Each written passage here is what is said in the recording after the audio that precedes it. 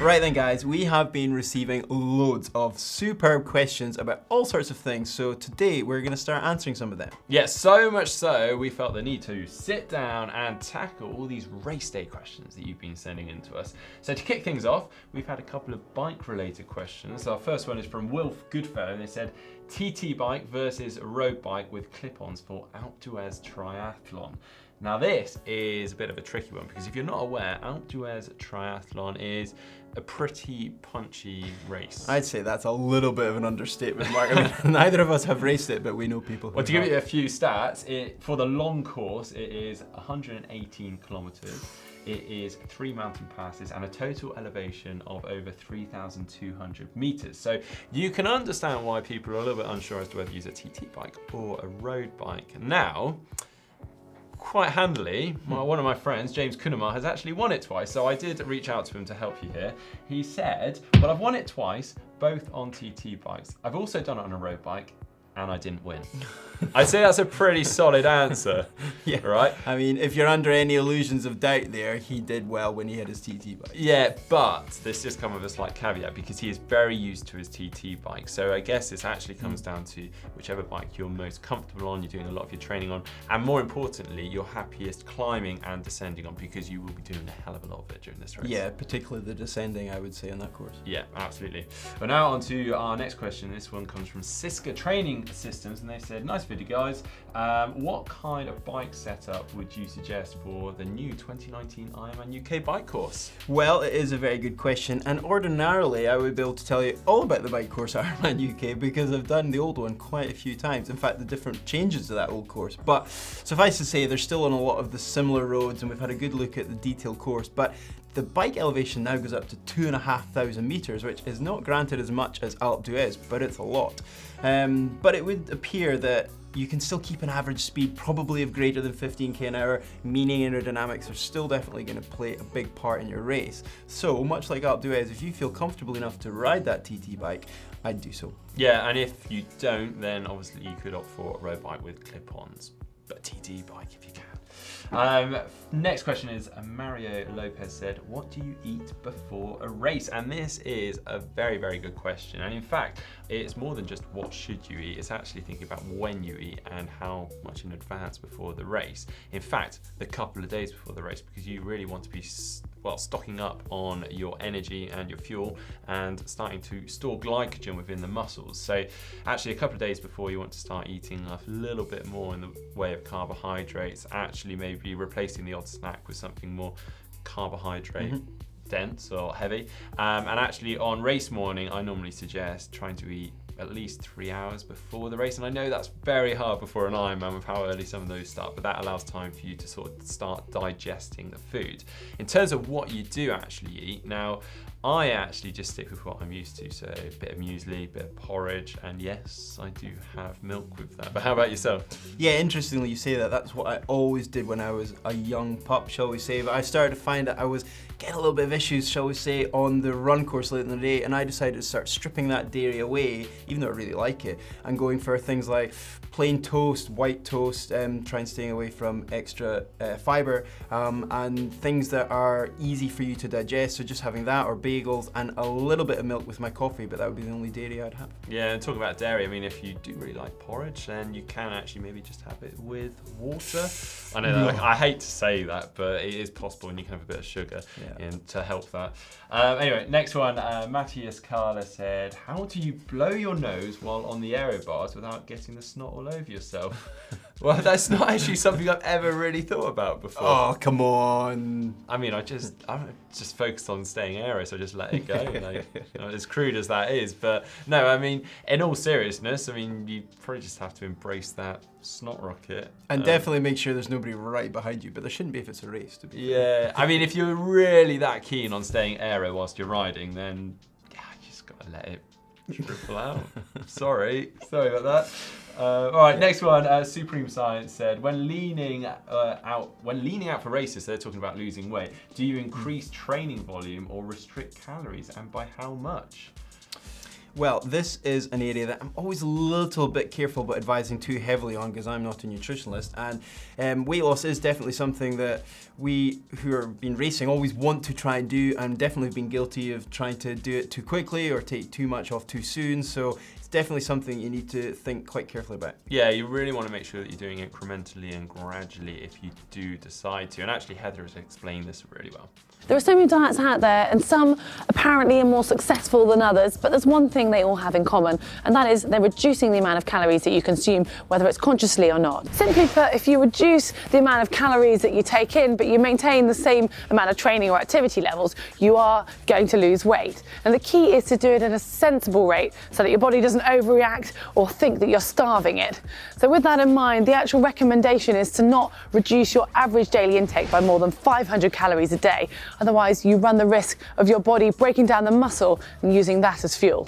Consistency is key, so be patient and the weight will stay off. There's a few things you can do just to trick your brain. So try putting your food in a smaller plate and then you'll think that you've eaten more than you have. And another way is just eat slowly and enjoy what you're eating, and therefore your brain has time to register that your stomach's full rather than eating on the fly when you're likely to eat more than you need to. Well, actually, following on from that, I find that by fueling well before, during, and directly after workout, I've actually lost weight as a result. Which is, yeah, kind of a good skill, but Yeah, it sounds a bit odd, but I think what's going on here is actually I'm fueling so well for the workout, I'm able to get more out of myself, and because I'm fueling directly after, I'm not really going into that deficit to the extent that I want to raid the fridge later in the day and probably eat more than I really need. So yeah, that's actually, without really meaning to, I've stripped weight.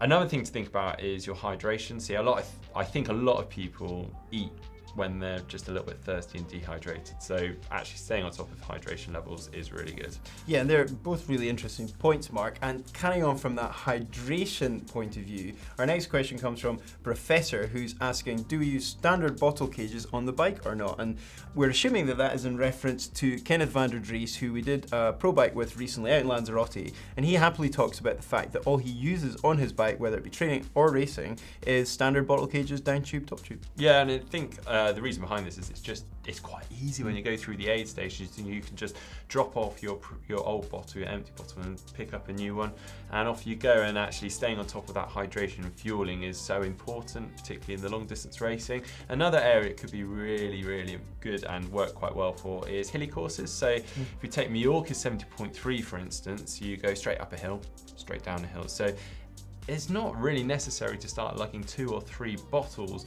up that hill when you actually maybe only need one of them.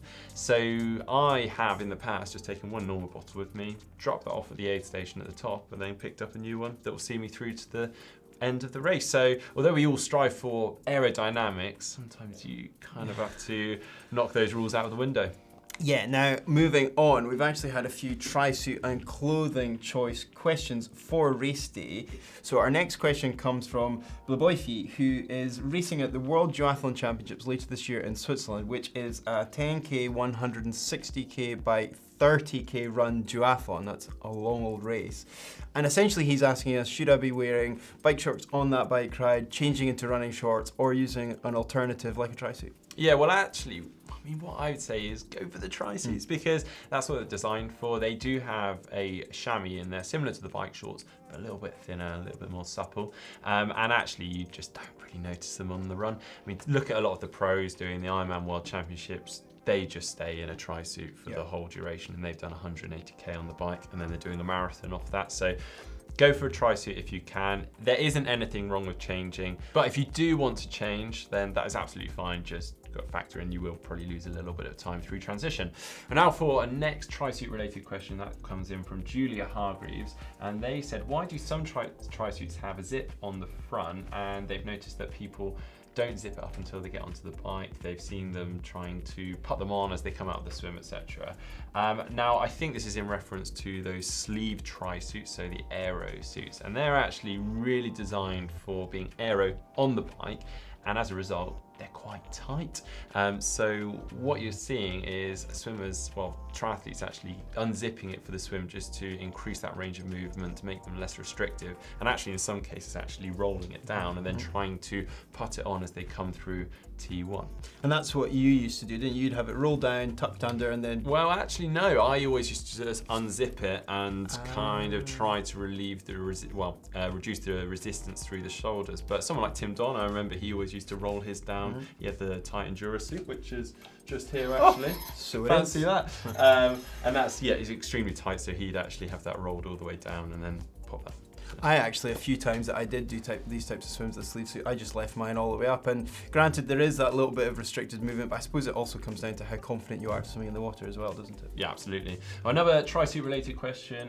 Martin Stadler said, why do you wear the top of a two-piece during the swim instead of just putting it on for the bike? Well, this is a very good question, and you clearly have not tried to put a top on when you've been wet, because it is extremely hard.